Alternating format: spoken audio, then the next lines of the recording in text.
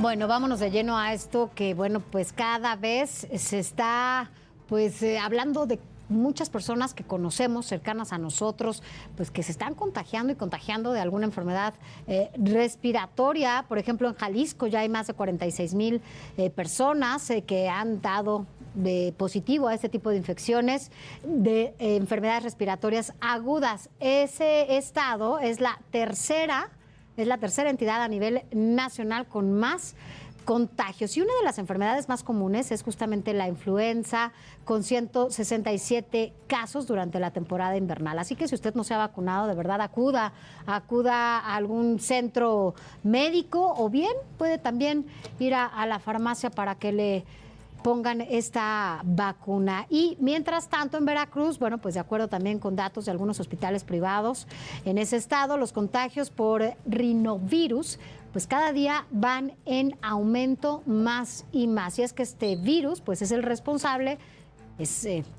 pues de que se tenga una gripa común, ¿no? Pero pues parece que cada vez los síntomas se van agudizando más y más. Debido a las enfermedades respiratorias, ya hay 3 hospitales saturados, esto en Zacatecas, Ciudad de México y Colima. Además, también hay 22 hospitales en su máxima capacidad.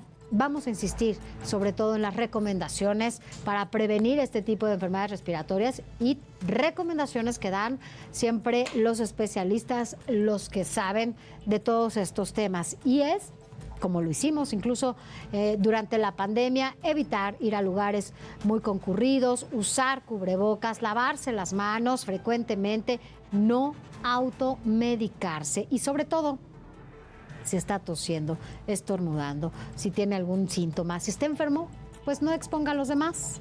Además de usar cubrebocas, pues no vaya a los lugares en donde usted justamente pueda hacer este foco, ¿no?, de infecciones. Así que bueno, las enfermedades respiratorias son más fuertes y las personas tardan ahora más en mejorar. ¿Qué está pasando? Decían que esto era parte del rezago que dejó, sobre todo para las personas que tuvieron COVID, pero quién sabe de esos temas, como siempre, y agradezco que esté con nosotros siempre para orientarnos. Es el doctor Jorge Baruch, quien es jefe de la Clínica del Viajero de la UNAM. ¿Cómo está, doctor? ¿Cómo estás? Buenas noches. ¿Qué tal? Buenas noches, Sofía. Saludos al auditorio. Bien, gracias. Gracias. Bueno, pues a ver sobre todo esto que nos dice la gente, una, que se están tardando más, que en algún momento ya habíamos platicado, pero si también esto es parte del rezago que dejó en nuestro cuerpo, pues el COVID, ¿no? Y que ahora es más fácil este tipo de contagios, ¿o qué está pasando? Sí, definitivamente es una serie de infecciones respiratorias que se están dando en estos momentos de forma simultánea o paralela. Son diferentes olas de contagio de diferentes virus respiratorios, que a diferencia de otros años que han sucedido y transcurrido por la pandemia, en donde solamente circulaba el virus del SARS-CoV-2, COVID-19, pues ahora ya están circulando otros, ¿no? Como es el de la influenza estacional, el tipo A, H1N1, que es el que está circulando con mayor intensidad en el 60% de los casos de influenza confirmados. Y en segundo lugar, bueno, están otros virus respiratorios como el COVID y el virus sincicial respiratorio. Y en este sentido, pues van a afectar a diferentes grupos de edad. Por ejemplo, el caso de la influenza estacional, bueno, sí afecta, pero afecta a extremos de la vida, tanto mayores de 65 años como menores de 5 años. En el caso de COVID-19, por ejemplo, es muy curioso porque está afectando en su gran mayoría al grupo de edad de 25 años hasta 39 años, ¿no? Entonces, este es el grupo más afectado. Y en el caso del virus sincicial respiratorio, bueno, afecta a embarazadas también, a recién nacidos, que es donde mayor letalidad, por así decirlo, provoca, y en mayores de 65 años, en donde más casos de hospitalización puede llegar a haber. Entonces, eso es lo que está sucediendo en estos momentos. Los rinovirus también están co-circulando, y estos rinovirus pues causan la gripa estacional, que viene acompañada de varios síntomas respiratorios como tos persistente, y también, por ejemplo, otras enfermedades prevenibles por vacunación, como la pertusis o la tosferina, también pueden llegar a causar esta tos persistente, que se está habiendo reportes o se está observando con una mayor frecuencia que otras temporadas. Doctor, hay quien cree, y bueno, pues lamentable porque bueno, pues hemos sido muy insistentes en esto también, el hecho de que alguien tenga ya todas, pues todas las dosis que se requieren para el COVID, ¿no? Que el año pasado bueno, fueron 2, ahora se están aplicando las otras dosis. Esto no quiere decir que no va a haber ningún contagio, al contrario, o sea, puede contagiarse, pero bueno, con un menor riesgo, ¿no? De tener una enfermedad grave. En el caso de la influenza, ¿es lo mismo? Exactamente. Realmente lo que tenemos que estar conscientes es que cuando nos vacunamos contra influenza, contra COVID, estamos reduciendo nuestro riesgo de desarrollar una enfermedad grave que nos lleve al hospital o que nos produzca la muerte. Básicamente, la vacunación dirigida a los virus respiratorios va con ese objetivo, ¿no? De disminuir las hospitalizaciones y las muertes.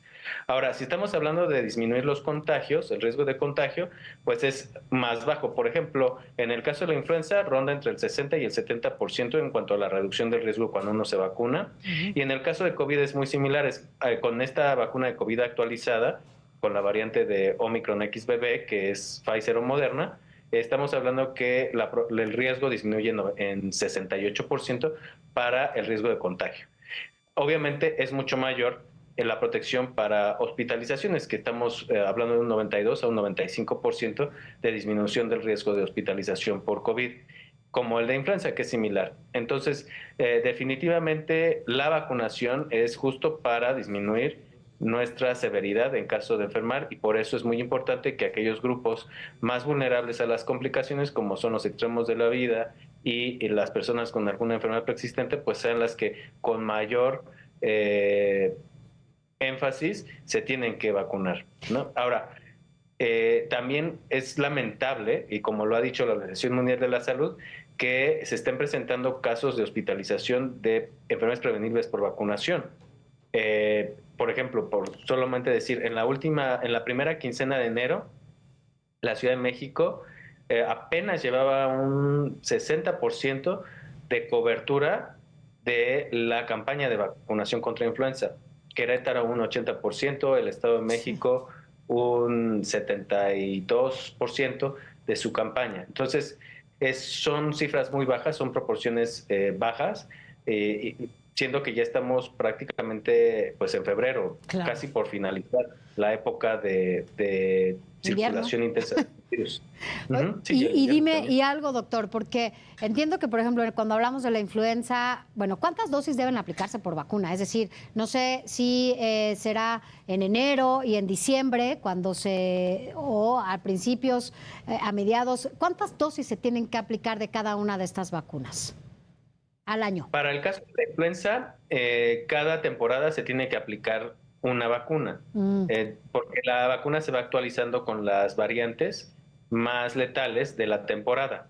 Entonces, cada año tenemos que estarnos aplicando una dosis de esta vacuna nueva, de esta vacuna única, que normalmente se está distribuyendo a finales de octubre, principios de noviembre de cada año.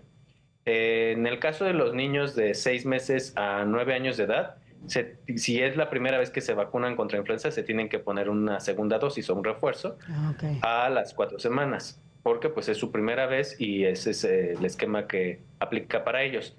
Para el caso de COVID también va a suceder similar a lo de la influenza. Seguramente se va a tener que aplicar cada año una vacuna nueva, como es el caso de esta actualizada, que es nueva, no se había aplicado. Igual pasa con los niños de 6 meses de edad hasta los 5 años. En el caso de México no se habían aplicado ningún esquema de vacunación, y entonces el esquema primario consiste de 2 dosis, con una separación de 4 a 8 semanas entre cada una. Para todos los mayores de 5 años de edad, bueno, el esquema primario ya lo tenemos, y entonces nada más tendríamos que aplicarnos la dosis nueva, que corresponde a la temporada 2023-24, que es la que se estamos aplicando en los consultorios privados o en las farmacias de Moderna o Pfizer. Y finalmente, dos cosas, doctor. Así como, bueno, pues nos dices en qué y cómo tendríamos que estar vacunándonos, en qué momento. También hay quienes exageran y hay una sobredosis, ¿no? O sea, incluso he conocido gente que se ha vacunado como 5 veces de COVID. Esto tampoco es bueno, ¿cierto? No, bueno, mientras sean de acuerdo a su riesgo, por ejemplo, los médicos como yo, por ejemplo, yo sí me he aplicado 5 dosis y esta sería mi 6ª dosis, que ¿En un es la año? de... No.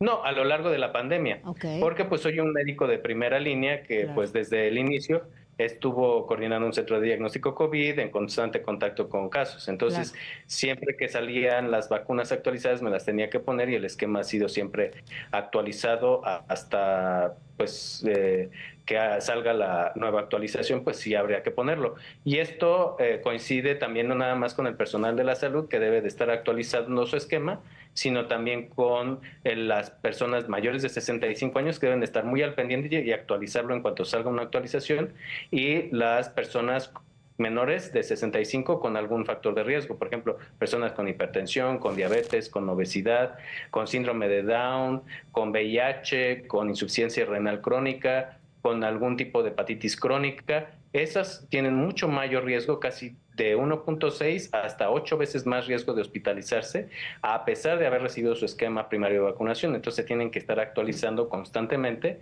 en cuanto salga la vacuna más actualizada. Y para cerrar, insistir en que tú seas quien les diga las recomendaciones y lo que se requiere para evitar justamente el contagio o que cada vez haya más personas enfermas, si no por COVID, por influenza o bien por alguna enfermedad respiratoria. Pues miren, ahorita, de acuerdo a los datos de del Sistema Nacional de Vigilancia Epidemiológica, prácticamente la positividad acumulada de enfermedades respiratorias va en ascenso, y en específico la curva de casos de COVID va en ascenso. Entonces es muy importante extremar precauciones en esta temporada invernal. Ya estamos en el pico máximo de contagios históricamente, entonces no solamente vacunarse, confiar en las vacunas actualizadas o las más actualizadas que haya, sino también pues el uso de cubreboca en espacios públicos poco ventilados como el transporte público. Si estamos enfermos, pues evitar acudir a estos lugares masivos, pero si tenemos que hacer por nuestro trabajo en el transporte público, en las escuelas, en las oficinas, pues usar el cubrebocas si estamos enfermos es una buena estrategia. Muchos han dejado de usarla, casi te tosen en la cara los alumnos, sí, qué cosa o tan las más personas que están ahí en transporte público y no se tapan o ni siquiera usan cubreboca. Entonces esto es parte de la conciencia de la información que nosotros estuvimos expuestos en COVID, que debemos de seguir insistiendo en que sea un hábito y no solamente sea algo pasajero de momento. Entonces este tipo de hábitos van a disminuir nuestro riesgo poblacional y por lo tanto, bueno, vamos a tener una mejor calidad de vida en todos los grupos de edad. Así es, y además, bueno, pues también en nuestro entorno más cercano ya tuvimos esta experiencia. No solamente es que uno se contagie, sino todo lo que uno lleva a casa. Así que, bueno, por lo pronto, gracias, doctor. Ya sé que pareces ya nuestro colaborador, pero es que, bueno, pues como siempre nos ayudas a salir de todas estas dudas. Pues aprovechando es 2 de febrero, ¿ya te comiste algún tamalito? Ya. En eso ando, Sofía. ¿Te tocó pagarla? Ahorita que termine la entrevista, voy a comerme mi tamal que tengo aquí enfrente. ¿Sí? ¿Y de cuál es tu favorito, doctor? Yo creo que los de dulce son mis favoritos. ¿Sí? Bueno, pues sí. Ya, muy bien. De piñón. Muy bien. Oye, qué rico, eso nunca lo he probado. Pero bueno, doctor, como siempre, muchas gracias. Gracias por tu participación en este espacio y bueno, pues cualquier cosa seguramente estaremos enlazándonos contigo para que nos ayudes a entender muchas cosas. Gracias, buen fin de semana y bueno, pues provecho, doctor. Con mucho gusto, Sofía, y saludos al auditorio. Bonito fin de semana. Gracias, buen fin de semana.